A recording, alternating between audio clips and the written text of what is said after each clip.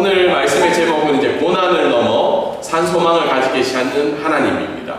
3절부터 11절까지 말씀인데 앞에 뭐 찬양도 그렇고 뭐 내용들이 찬송가 내용들이 굉장히 좀 우울한 부분이 있잖아요. 뭐 이렇게 이 교회는 우울한가, 이 교회는 소망이 없나, 그런 내용이 아니라 이 말씀에 따라서 찬양을 부르다 보니까 좀 고난과 소망의 포커스를 맞추지 않을까 그런 생각을 하게 됩니다.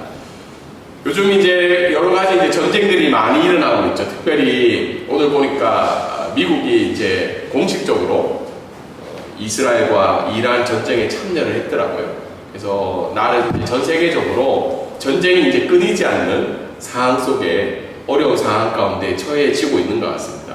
우리 가까이 있는 이제 미얀마 국가, 저희가 이제 지난달이죠. 지지난달 한 2달 정도 계속해서 특별히 기도를 했는데요.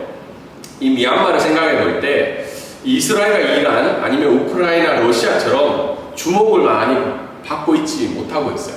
사실은 지진으로 인해서 참 많은 어려움을 겪고 있고 그 전에 이미 쿠데타 통해서 지금도 어려움을 겪고 있죠. 이 고난과 역경의 땅이 이제 미얀마라는 나라이죠. 그에 비해서 방콕에 오니까 어떤 마음이 드세요? 여기는 주님 너무 사랑하는가 보다. 이 땅에는 저희 교회 이제 왼쪽에 보면 이제 도시 뷰가 보여요. 제가 저거 볼 때마다 이 땅의 소망은 무엇일까라는 생각을 많이 하게 됩니다. 아무튼 팬데믹과 군부 쿠데타 그리고 지진으로 인해서 미얀마 땅은 고난과 역경의 땅, 삶의 소망이 없는 그런 지역으로 지금도 하루를 살아가고 있음에도 불구하고 전 세계가 이 땅을 점점 잊어가고 있는 것이 현실인 것 같습니다.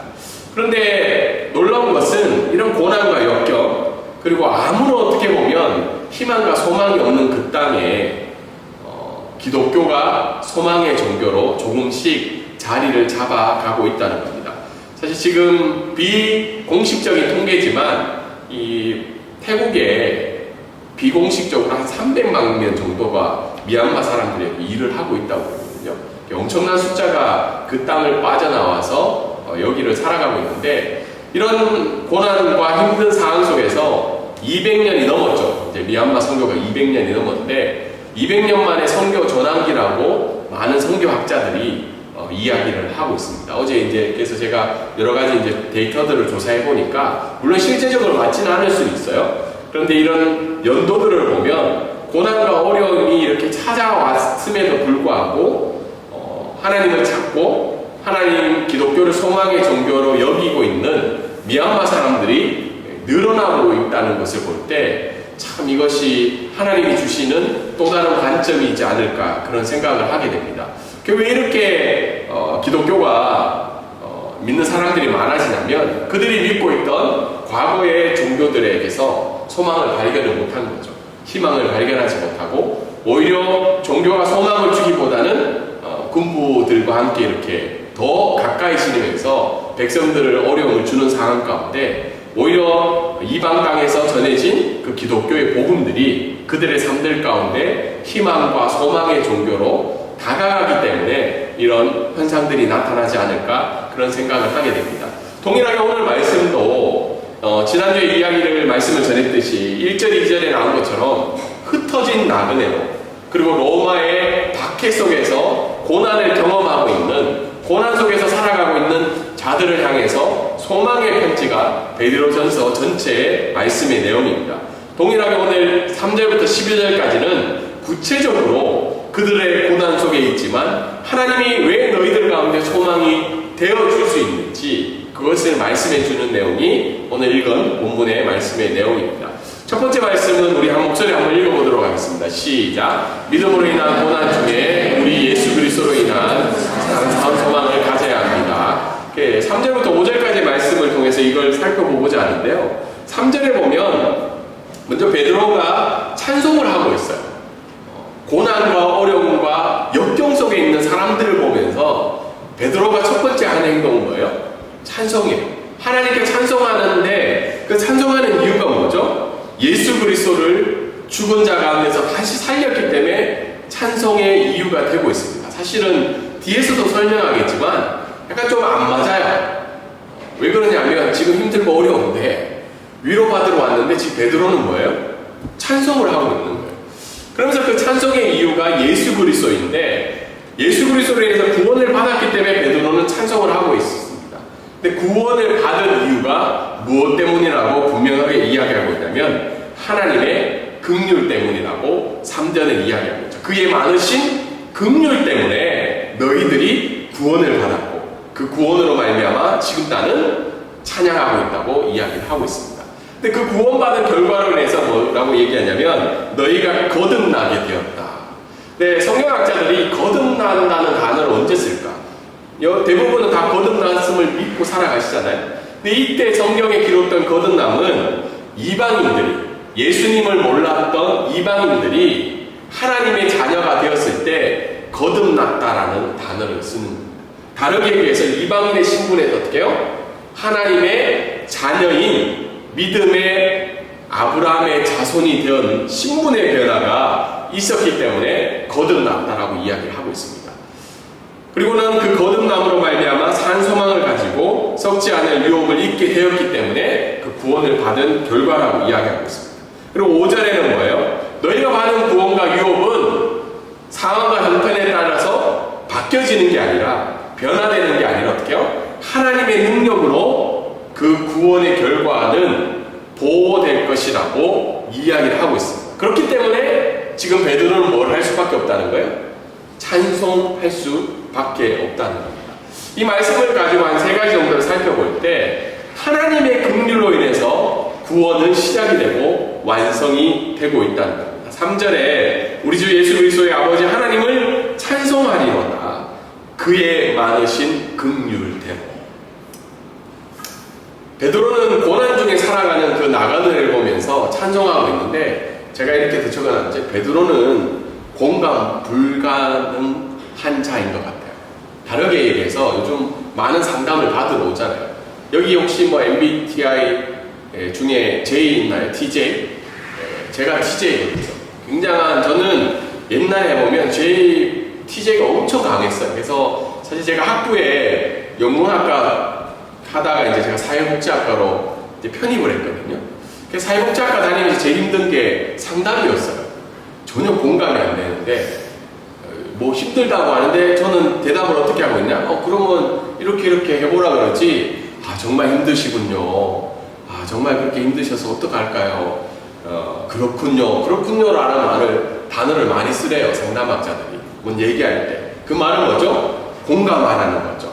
근데 베드로는 지금 고난 중에, 환난 중에 나그네로 살고 희망이 없는 그 존재들을 향해서 힘듦을 알면 뭐라고 얘기해야 돼요? 야, 너희들 힘들겠구나. 참아라. 지금 그 상황을 버텨라. 하나님이 다 알고 계신다. 기도할게. 이렇게 얘기해야 되는데 뭐 하고 있어요? 첫 번째 한 게 찬송을 하고 있다. 저는 이거 보면서 야, 베드로에게 위로를 좀 받았어요. 야, 나 같은 사람이 좀 또 있네. 그런데 베드로가 그렇게 한 이유가 뭐냐면 하나님의 긍휼을 생각하라. 하나님의 긍휼. 너희가 하나님 앞에 지금도 붙들림을 받고 지금도 하나님의 그 구원의 은혜를 누리고 사는 건 하나님의 긍휼 때문이라는 거죠.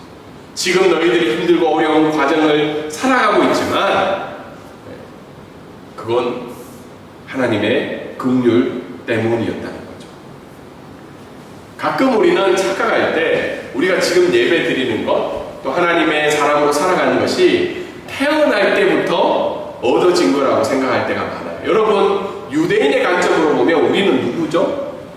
이방인이에요. 그들이 무시하고 경멸하고 소망이 없고 언약 밖에 있는 존재였다는 게 우리였습니다. 저는 가끔 아는 사람으로부터 이런 얘기해요. 너는 태어날 때부터 목사인 줄 알았어? 이런 말이 뭐죠?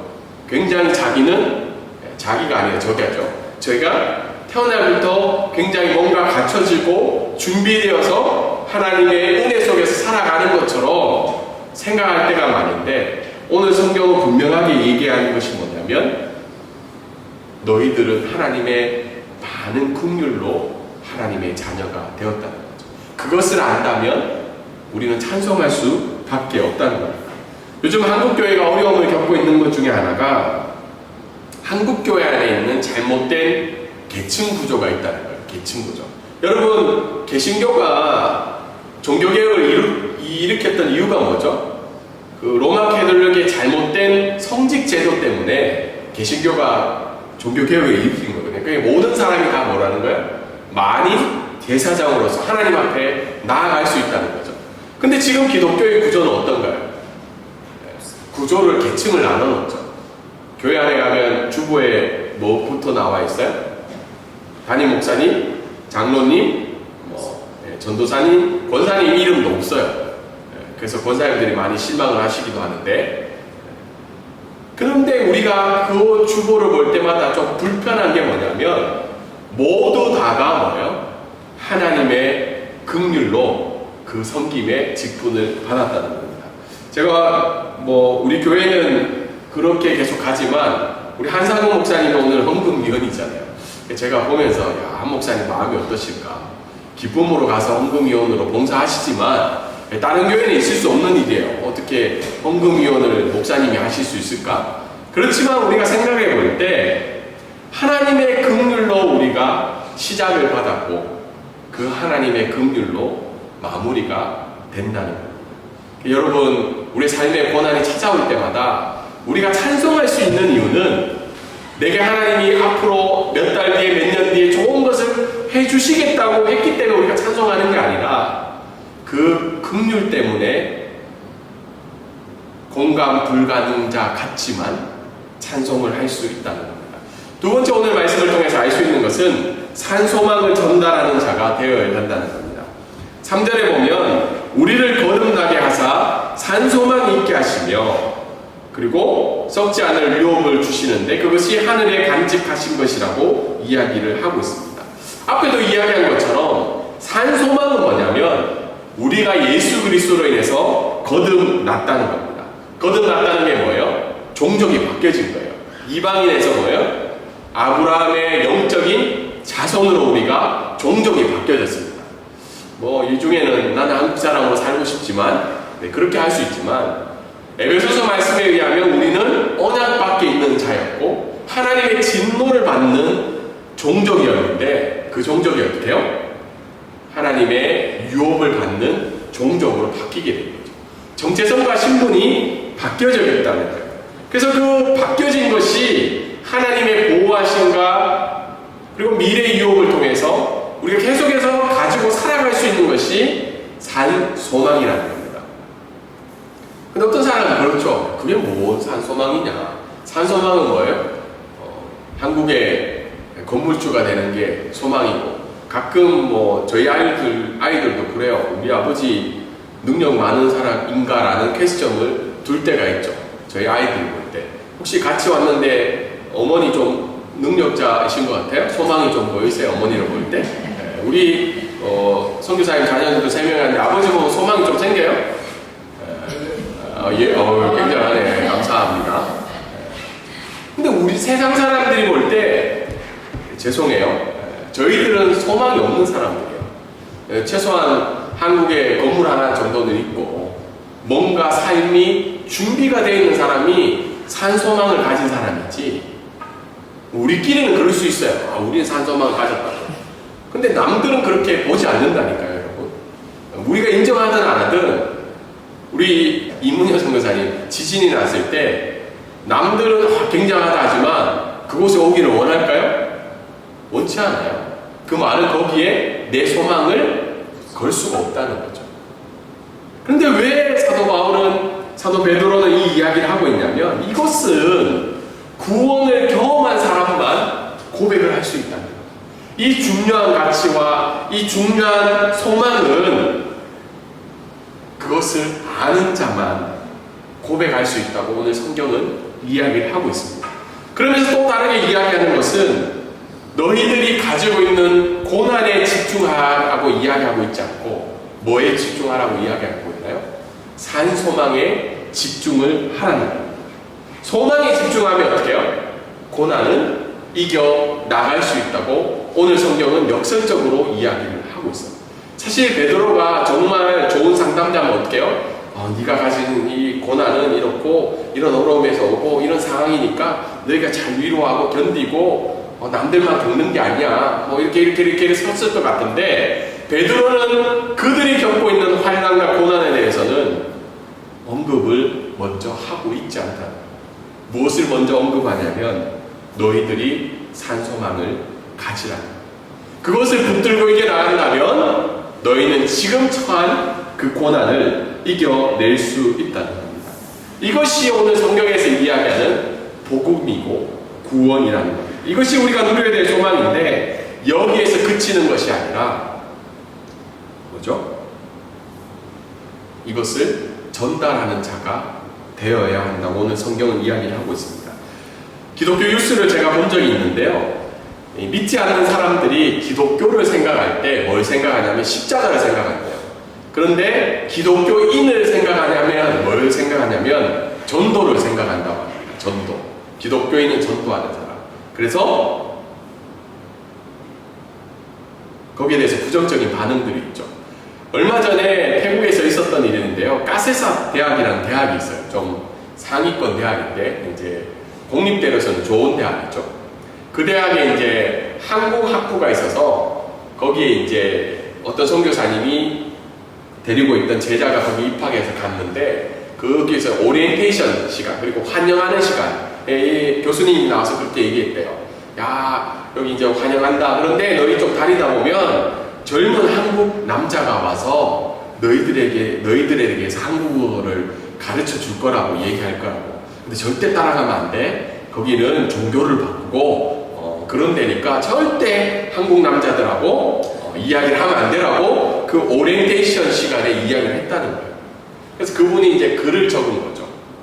우리의 선교 방식과 우리의 복음이 그들 눈에는 그렇게 비춰진다는 거죠. 근데 만약에 우리가 또 다른 방법으로 이 복음과 구원을 이 산소망을 전달할 자로 우리가 전한다면 오히려 희망이 없고 고난과 어려운 사람들 가운데 정말 참된 산소망으로 복음이 전달되어진다는 겁니다. 그리고 세 번째 우리가 살펴볼 때 변수에 집중하지 말라는 겁니다. 네 번째 우리 4절에 보면 이 유업은 뭐예요? 썩지도 않고 더럽지도 않고 쇠하지도 않는 게 하나님이 주신 우리에게 지은 유업이라는 거죠. 이 유업은 뭐예요? 수화의 영어로 보면 상수라는 용어입니다. 이렇게 변하지 않는 수. 이 유업은 변치 않는다는 거예요.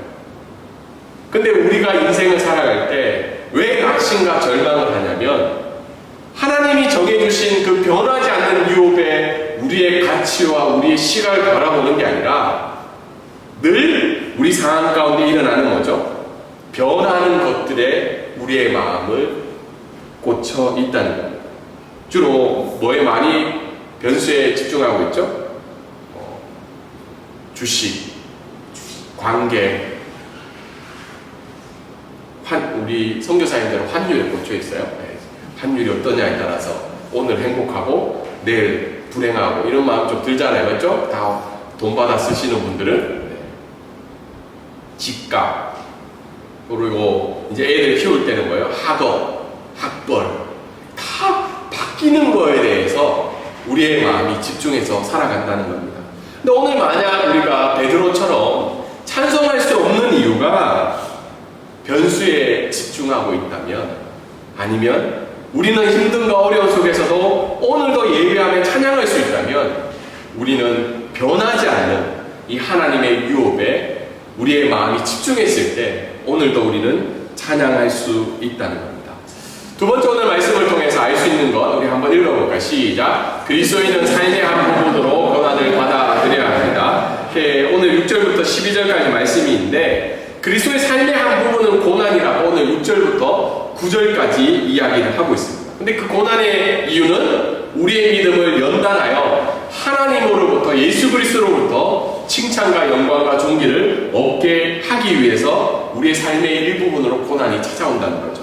그리고 그래서 고난 중에는 우리는 그것 때문에 뭐 할 수 있다는 거예요? 기뻐할 수 있다는 거죠. 사실은 이게 굉장히 아이러니한 거예요. 고난을 받았을 때 미소를 짓고 웃음을 짓으면 상대방은 우리를 뭐로 생각해요? 건강하지 않은 사람을 생각할 때도 있죠. 그러나 우리의 마음 가운데는 기뻐할 수 있는데 왜 기뻐할 수 있는 이유는 고난을 통해서 우리가 하나님 앞에 그 영광을 얻기 때문이죠.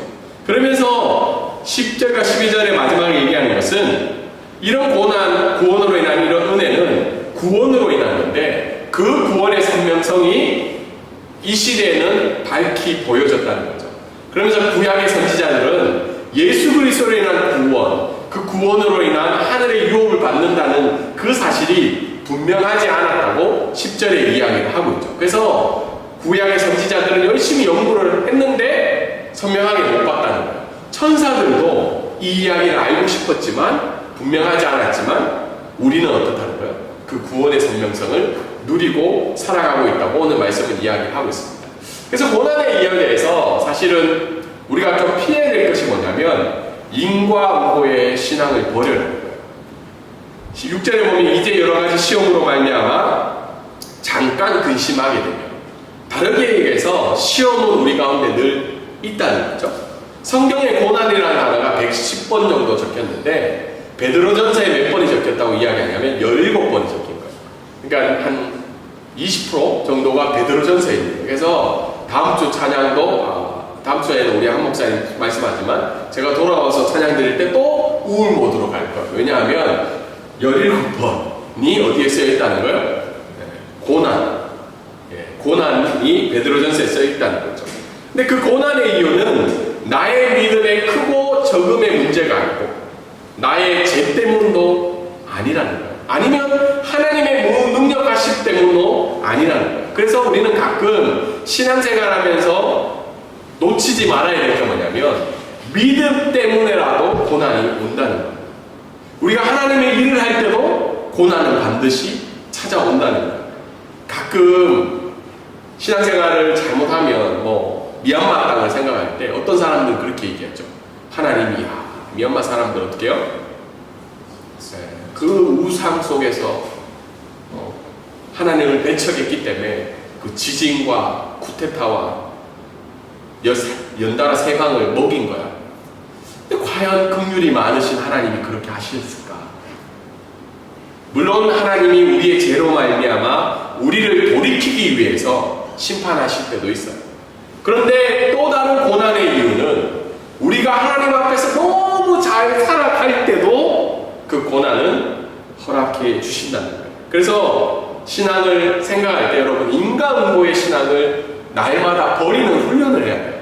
우리가 오늘 이 자리에 예배 드렸기 때문에 내일 확률이 좋아지는 게 아니고 우리가 이 자리에 와서 찬양을 제대로 안 드렸기 때문에 집에 길을 가다가 사고를 당하는 게 아니고 그런 인과응보의 신앙이 아니라는 거예요.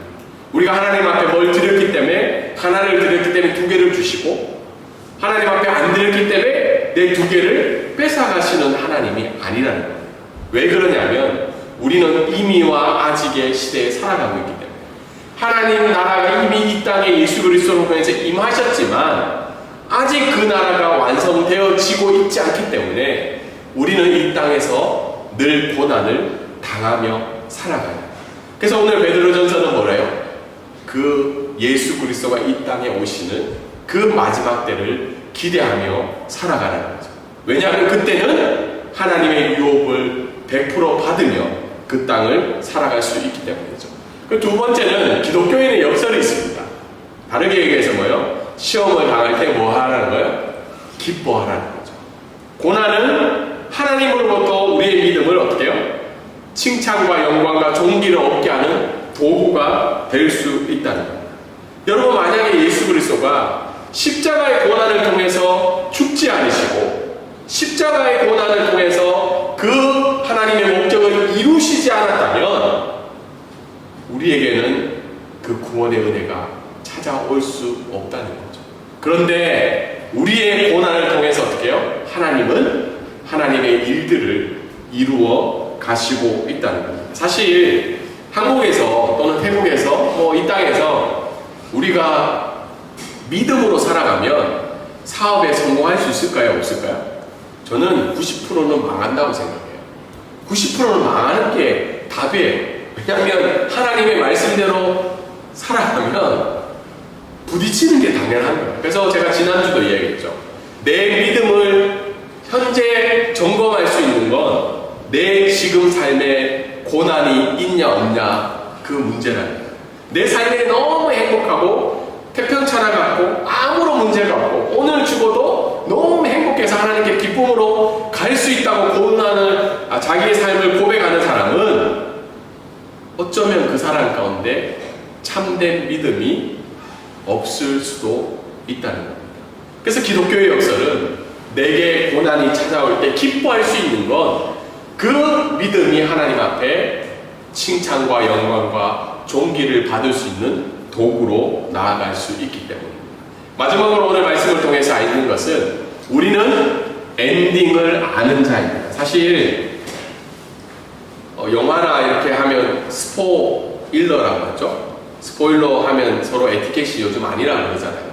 뭐 드라마 볼 때, 뭐 영화 볼 때 끝을 알면 재미가 없으니까. 그런데 반면에 성경은 우리에게 뭐라고 이야기하냐면 구약의 선지자도 천사들도 엔딩을 모른다. 예수 그리스도로 인한 엔딩을 모르기 때문에 그들은 열심히 연구했고 찾았지만 그와 반면에 나그네로 살아가는 너희들은 그 엔딩을 아는 자라고 오늘 성경은 이야기를 하고 있습니다. 11절에 보면 자기 속에 계신 그리스도의 영이 그 받으실 고난과 후에 받으실 영광을 미리 증언하여 누구를 또는 어떠한 때를 지시하는지 상고하느니라. 다르게 이야기해서 예수 그리스도로 인한 구원의 완성, 그 유업에 대해서 너희들은 엔딩을 아는 자라고 오늘 성경은 이야기를 하고 있습니다. 그렇기 때문에 그 엔딩을 아는 자가 고난 속에서도 기뻐하며 살아가려면 우리는 어디에 뿌리를 내려야 되며 말씀의 깊이 늘 뿌리를 내리며 살아가야 한다고 오늘 성경은 이야기를 하고 있습니다. 남들은 이 세상의 끝이 불확실성과 염려 속에서 살아가지만 우리는 그 불확실성과 염려 속에서도 고난 속에서도 오늘도 기뻐하며 이 자리에 예배할 수 있는 이유가 뭐죠? 엔딩을 알기 때문이에요. 이 엔딩을 모르면 내일 오르는 환율 앞에서 좌절하고 내일 모르는 저는 오늘 선교사님 볼 때 70일마다 한두 번은 비행기 타고 기쁘게 오실 수 있을 것 같은데 비자론 때문에 이제 70일마다 오셔야 되는 앞으로 모르죠. 계속 오실지도 모르죠. 벌써 올해 2번 봤잖아요. 맞죠? 올해 저희가 몇 번 볼 수 있을지는 그거 올 때마다 얼마나 힘드실까.